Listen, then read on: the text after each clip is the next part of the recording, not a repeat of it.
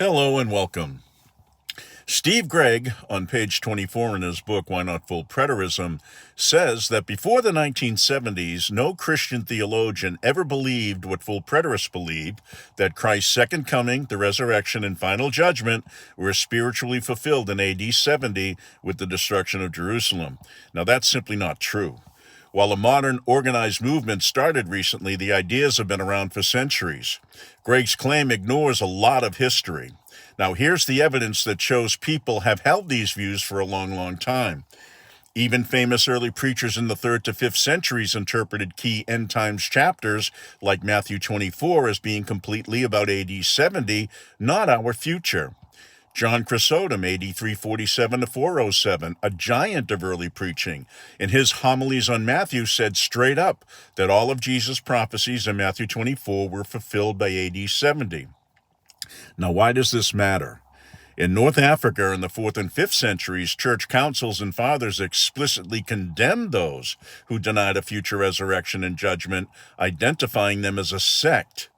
Canons associated with the Council of Constantinople condemn those who teach the resurrection is past already, a clear reference to 2 Timothy 2:18. Augustine of Hippo, AD 354 to 430, in his work, The City of God, Book 20, Chapter 7, refutes those he calls the spiritualizers, who have tried to twist the scriptures about resurrection to refer to spiritual resurrection which is past. He identifies this as a recurring heresy that he must combat, proving or disproving the existence of consistent preterist views on resurrection in his time. Church leaders had to repeatedly condemn a group teaching that the resurrection is past already, so you don't make rules against something that doesn't exist. Major figures like Augustine wrote whole sections arguing against people in his own time who spiritualized the final resurrection and said it was already past. This proves the view was out there. In the Middle Ages and Reformation era, this thinking kept popping up. In the 8th century, a Spanish bishop, Felix of Urgel, a leader of what was called the adoptionist movement, was accused by Orthodox critics of teaching that the general judgment had already occurred in AD 70 and that the dead already experienced their final state. This was labeled a, quote, mortalist and preterist heresy by the Council of Frankfurt in 794. Bishop Felix was officially accused of teaching that the final judgment had already happened in AD 70.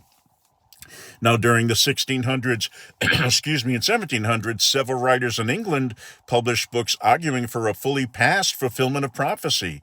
John Toland, AD 1670 to 1722, was an Irish rationalist philosopher. In his published work, Nazarenus, of 1718, he argued that the parousia, resurrection, and judgment were all past events fulfilled in the fall of Jerusalem. He is a clear, documented example of a systematic full preterist long before the 19th century. Hugh Farmer, AD 1714 to 1787, an English dissenting theologian, argued in his, quote, An Inquiry into the Nature and Design of Christ's Temptation in the Wilderness, and other works, that biblical prophecy, including Daniel and Revelation, was completely fulfilled by the end of the 1st century. In the 1800s, right before the modern movement, J. Stuart Russell, 1816 to 1895, wrote a famous book in 1878 called The Parousia. In it, he argued that the vast majority of New Testament prophecy, including the resurrection in 1 Corinthians 15, was fulfilled in AD 70.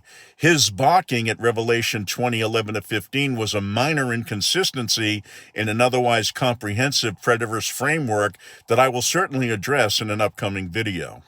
Now, he is the direct link between the older thinkers and the 20th century. So here's the bottom line. Gregg's question is wrong. He's looking for a modern denomination called full preterism in the history books, and he's not going to find it. The real question is, did anyone before the 1970s teach that the key end times events were fulfilled in AD 70? The answer is yes.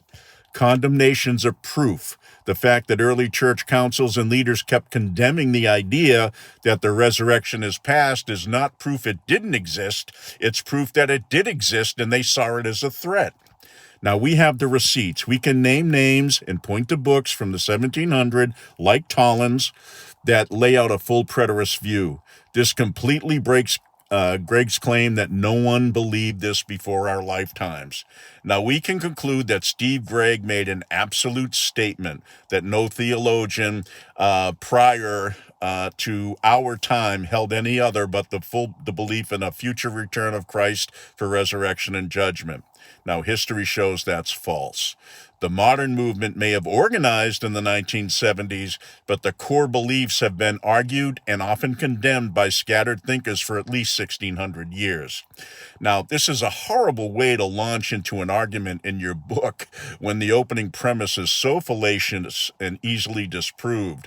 Appealing to the majority in an argument is hazardous enough, but appealing to the totality is indicative of hubris and pride going before the fall.